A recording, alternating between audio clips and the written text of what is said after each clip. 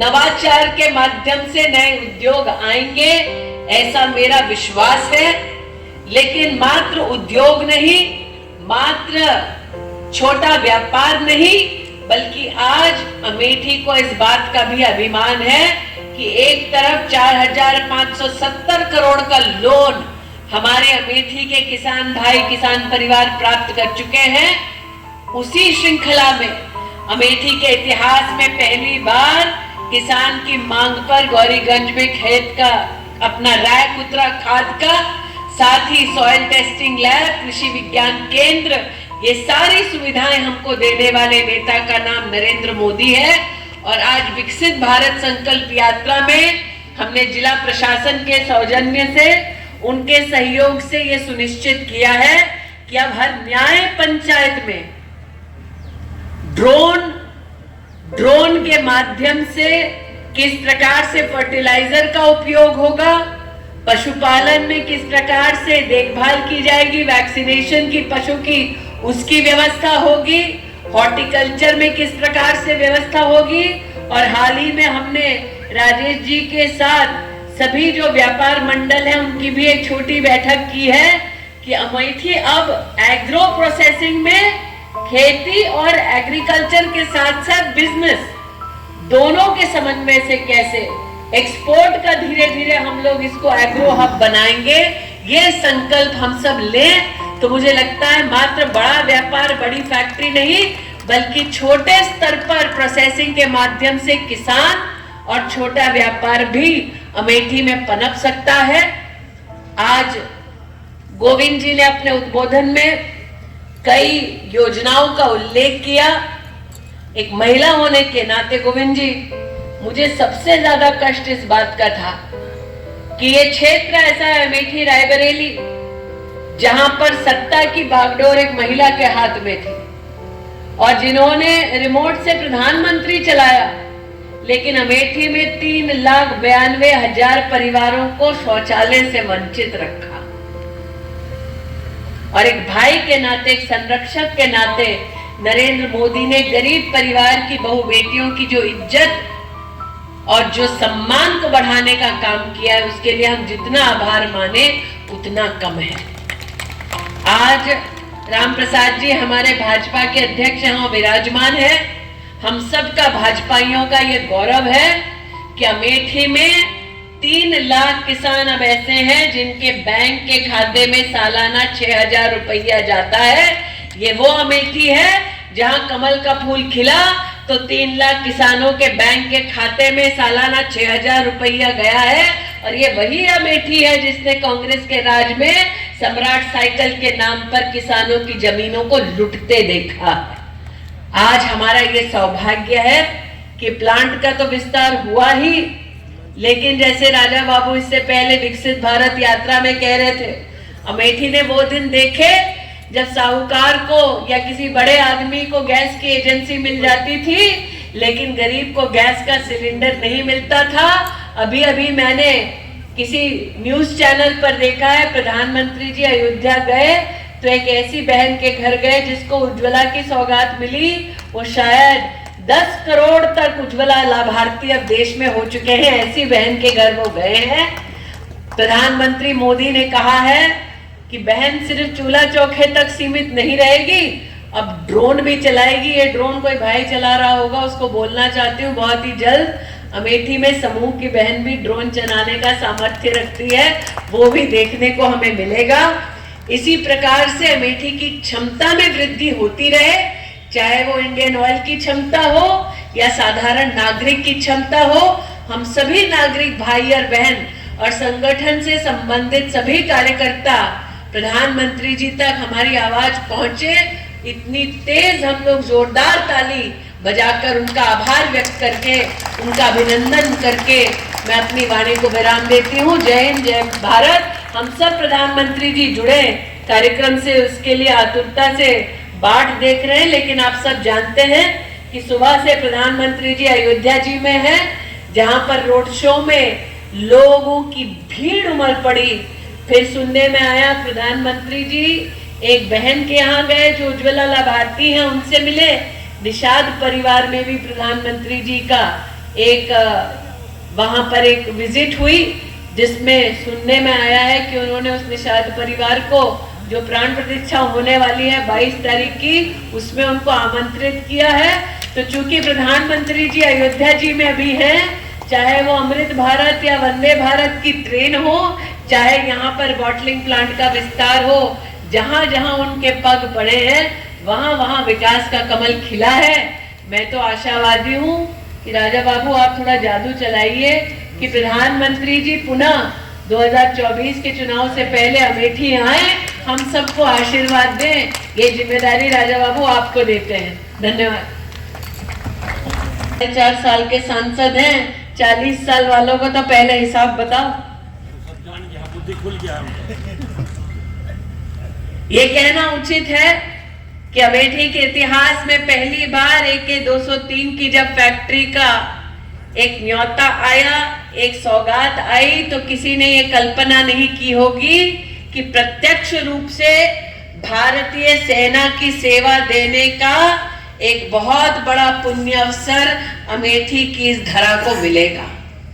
ये भी कहना उचित है, आज उत्तर प्रदेश में सबसे बड़ी पोल्ट्री फीड की अगर कहीं फैक्ट्री है तो वो अमेठी लोकसभा क्षेत्र में है। ये भी कहना उचित है कि आज साउथ एशिया का सबसे बड़ा कोका कोला का अगर बॉटलिंग प्लांट कहीं है तो वो अमेठी लोकसभा क्षेत्र में है। और आज इंडियन ऑयल की ये एक विस्तारीकरण के माध्यम से जिस प्लांट में एक जमाने में मात्र 3000 सिलेंडर का बॉटलिंग होता था दिन में, अब मोदी के राज में वहां पर 17,000 सिलेंडर की बॉटलिंग होगी हर दिन। जहां पर मात्र 10 ट्रक का लोड भरा जाता था हर दिन, आज वहां पर 50 ट्रकों का लोड भरा जाएगा। मोदी ने कर दिखाया कि अमेठी की कितनी क्षमता है, उस क्षमता में विस्तार हो, उस क्षमता में वृद्धि हो।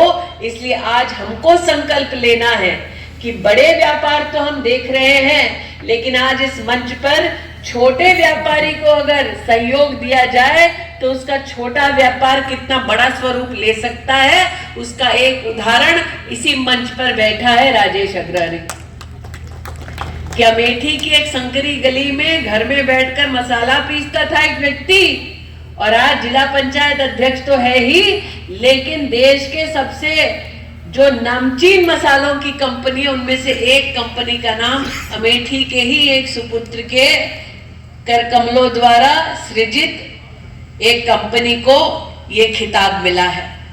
इसलिए आज मैं विशेष रूप से अमेठी में जो राष्ट्रीय बैंक संचालन कर रहे हैं उनको आभार व्यक्त करती हूं कि आज अमेठी में 2019 से लेकर सितंबर 2023 तक अगर आप छोटे छोटे व्यापारियों की संख्या देखें तो लगभग 1 लाख से ज्यादा छोटे व्यापारी को पूरे लोकसभा क्षेत्र में लगभग 1600 करोड़ का बिजनेस का लोन मात्र अमेठी जनपद में मिला है।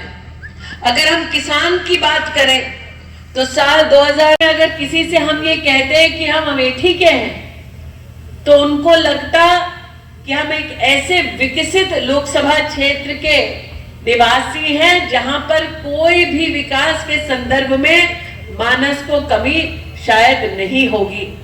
2014 के चुनाव में पहली बार राष्ट्र के सम्मुख अमेठी की कुछ ऐसी सच्चाइयां बाहर आई जिसको देखकर राष्ट्र का एक एक नागरिक आश्चर्यचकित हो गया। मैं आज भी स्मरण करती हूं पिपरी गांव का, जिसने साल 2014 में चुनाव का बहिष्कार मात्र इसलिए किया क्योंकि उनका तब का सांसद उनकी गुहार को नहीं सुन रहा था। मंच पर आज राजा बाबू हैं, राम प्रसाद जी हैं, राजेश जी हैं। हमें याद है वो समय जब हम पिपरी गांव जब गए तो हमें सबसे ज्यादा इस बात का कष्ट हुआ कि कांग्रेस के प्रतिनिधि की वजह से, उसके कुशासन की वजह से लोगों का लोकतंत्र से भरोसा पिपरी गांव में उठ रहा है। मुझे आज भी याद है हमने गांव वासियों से कहा कि हम चुनाव के बाद आपकी कटान की समस्या का समाधान लेकर आएंगे। साल 2014 से लेकर 17 तक हम अमेठी से लेकर लखनऊ तक धक्के खाते रहे, प्रदेश की तब की सपा की सरकार से कहते रहे, लेकिन कोई समाधान हमको मिला नहीं। भारतीय जनता पार्टी की जब सरकार बनी तो पिपरी गांव के वर्षों के संघर्ष को हम समाप्त करने में और समाधान देने में हमारा सामर्थ्य बढ़ा। इसलिए आज उस वक्त को याद करते हुए मैं आभार व्यक्त करती हूं उन कार्यकर्ताओं का जिन्होंने संघर्ष के उस समय में भारतीय जनता पार्टी के कार्य को ही पुण्य कार्य समझकर इस संघर्ष को समाधान तक पहुंचाने में अपना योगदान दिया। आज हम एक बॉटलिंग प्लांट पर उपस्थित हैं और बॉटलिंग प्लांट पर उपस्थित हो इस राजनीतिक दौर की बात करना कुछ लोगों को अटपटा लगता होगा। आज के इस बॉटलिंग प्लांट का जो विस्तारीकरण का उद्घाटन नरेंद्र मोदी जी करने वाले हैं, ये बताता है कि अमेठी की क्षमता कितनी थी और उस क्षमता को ना पहचानते हुए कांग्रेस और सपा के जो नेतृत्व ने अमेठी के साथ दुर्भाग्यवश अन्याय किया, आज वो न्याय के रूप में परिवर्तित होते हमें प्रत्यक्ष अमेठी में देखने का सौभाग्य प्राप्त हो रहा है। 96 के साल में मात्र ये दिखलाने के लिए कि एक प्रोजेक्ट आ रहा है, एक छटाक भर का प्रोजेक्ट इस क्षेत्र को दिया जाता है। मैं एक सांसद हूं, आप सबकी कृपा से केंद्र में मंत्री हूं, लेकिन इस क्षेत्र ने एक ऐसा सांसद भी देखा जिनका परिवार पूरे देश की सत्ता को अपने हाथ में लेकर बैठा था और उस पूरे संसदीय कार्यकाल में उन्होंने इस प्लांट की ओर एक नजर तक नहीं देखा। आज मुझे कहते हुए हर्ष की अनुभूति होती है कि प्लांट की क्षमता में लगभग 6 गुना वृद्धि करने का अगर काम किसी ने किया है तो उस नेता का नाम नरेंद्र दामोदर दास मोदी है।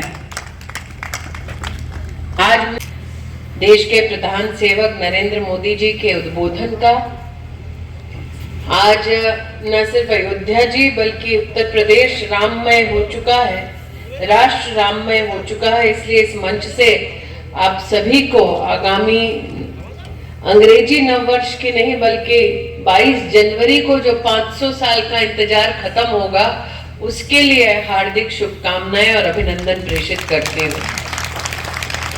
यह हमारा सौभाग्य है कि भारतीय जनता पार्टी के कार्यकर्ता एक ऐसे लोकसभा क्षेत्र में सेवा दे रहे हैं जिस पर साल 2014 में जब भाजपा के प्रधानमंत्री पद के उम्मीदवार के रूप में नरेंद्र मोदी जी पधारे थे, तब उन्होंने अमेठी की जनता से एक आग्रह किया था। ऐलान नहीं किया था बल्कि जनता से ये कहा कि हम बदले की नहीं बल्कि बदलाव की राजनीति का प्रमाण अमेठी में देने आए हैं।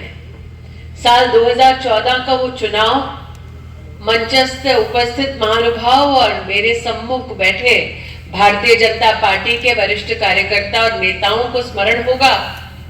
भाजपा के पास चुनाव लड़ने के लिए महज 20 से 22 दिन थे और उन 22 दिनों के अंतराल में जिस लोकसभा क्षेत्र में मात्र 30,000 से ज्यादा कभी वोट नहीं पड़ता था, उस 22 दिनों के अंतराल में वो वोट की संख्या 30,000 से बढ़कर 3 लाख तक पहुंच गई।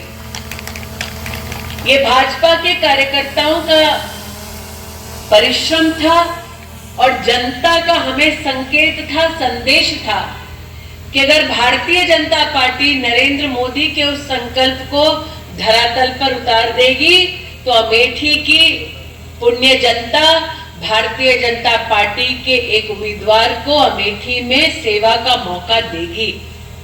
आज मैं इस मंच से भाजपा के हर उस कर्मठ कार्यकर्ता और नेता का आभार व्यक्त करती हूं कि 2014 में चुनाव नहीं जीते तब भी नरेंद्र मोदी के संकल्प को हमने धरा पर उतारा और हमने गांव-गांव, घर-घर जाकर विकास के परचम को लहराने का प्रयास किया। ये हमारा अहोभाग्य था कि प्रदेश में भी भारतीय जनता पार्टी की सरकार आई और डबल इंजन की सरकार का क्या महत्व होता है उसका दर्शन पहली बार अमेठी की जनता को साल 2017 के बाद से ही अमेठी में देखने का सौभाग्य प्राप्त हुआ। 2019 में आपने उम्मीदवार के रूप में आई एक महिला को अपनी दीदी बना लिया। यही मेरी जीवन की सबसे बड़ी उपलब्धि है, मेरे जीवन का सबसे बड़ा सौभाग्य है।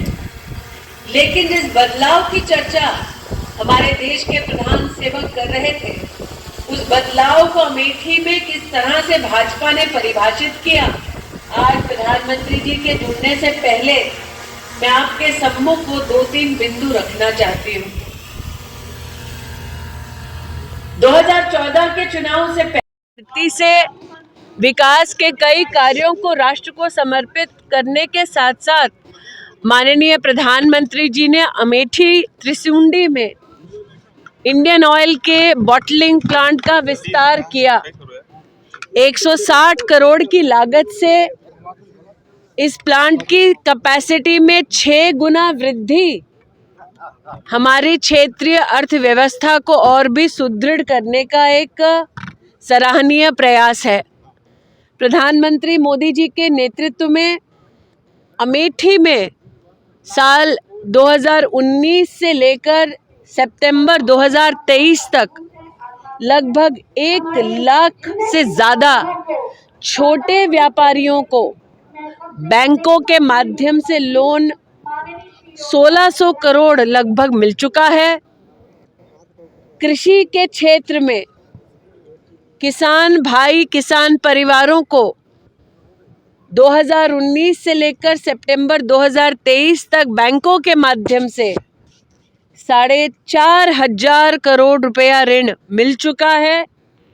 चाहे कृषि का क्षेत्र हो, चाहे साउथ एशिया का सबसे बड़ा कोका कोला का बॉटलिंग प्लांट हो, चाहे उत्तर प्रदेश का सबसे बड़ा पोल्ट्री फीड का प्लांट हो, और आज इंडियन ऑयल की ये प्लांट जिसका विस्तार किया गया है, ऐसी कई मैन्युफैक्चरिंग, बॉटलिंग और अर्थव्यवस्था को सुदृढ़ करने के लिए उद्योग के नए आयाम अमेठी को प्रधानमंत्री मोदी जी और प्रदेश के यशस्वी मुख्यमंत्री योगी जी के सहयोग से प्राप्त हो रहे हैं। मैं अभिलाषी हूं कि आने वाला समय विशेषतः कृषि क्षेत्र में प्रोसेसिंग की दृष्टि से अमेठी के लिए लाभदायक रहेगा। दीदी, कांग्रेस की भारत न्याय यात्रा में एक आपके पुराने भाषण का हिस्सा चल रहा है, उसकी वीडियो में क्या कहना चाहेंगे इस पर?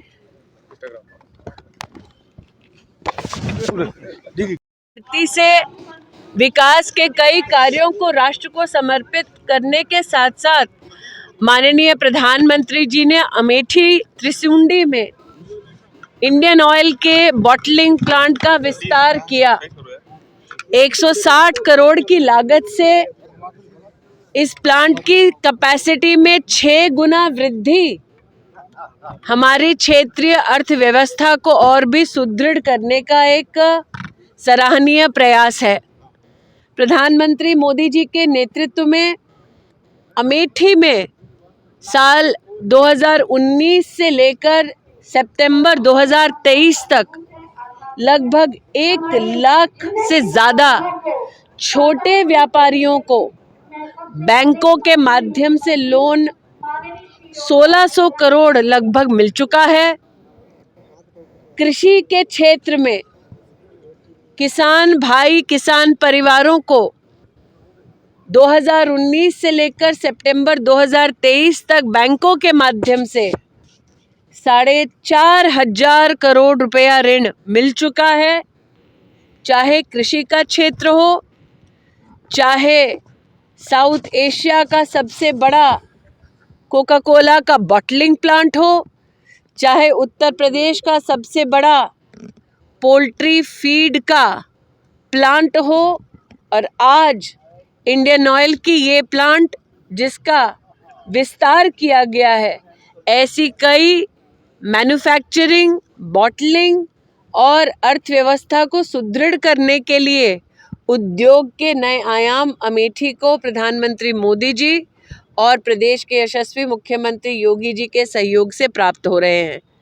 मैं अभिलाषी हूं कि आने वाला समय विशेषतः कृषि क्षेत्र में प्रोसेसिंग की दृष्टि से अमेठी के लिए लाभदायक रहेगा। दीदी, बहुत कांग्रेस की भारत न्याय यात्रा में एक आपके पुराने भाषण का हिस्सा चल रहा है उसकी वीडियो में, क्या कहना चाहेंगे इस पर?